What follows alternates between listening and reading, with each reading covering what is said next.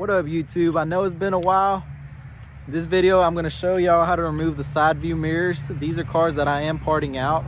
I do park them at my house, and I'm slowly putting them on Facebook and parting them out. And I have a customer who wants both the side view mirrors, so I'm gonna make a video and show y'all how to remove those. As you can see, some of the stuff on these cars has already been sold.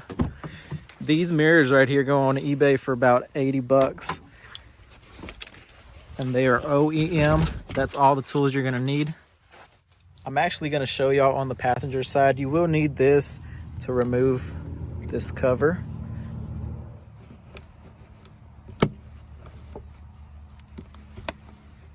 A little hard to do with just one hand, but there's some clips in there. That piece right there just pops out.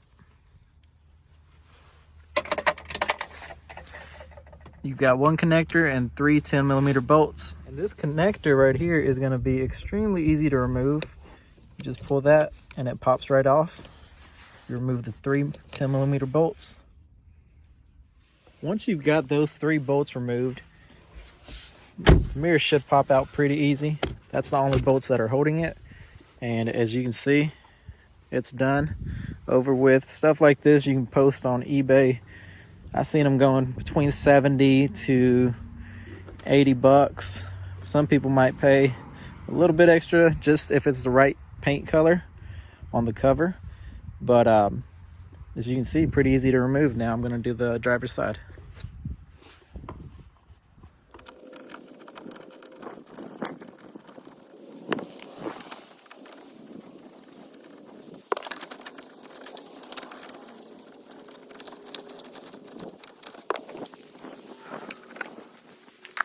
Let me know what y'all think about these videos. I am new to parting cars out, so if you can, comment down below.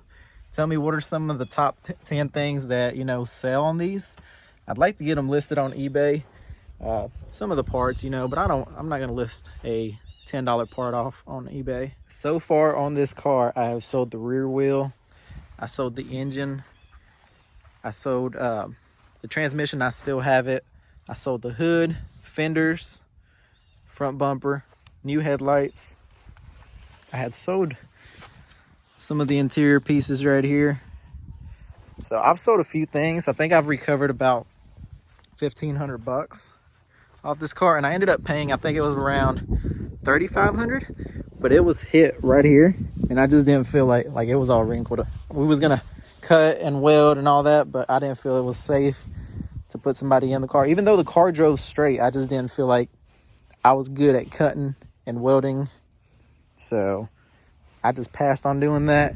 I figured instead of putting a car out there that's been cut and welded, I'll just part it out and see if I can recover some of the money.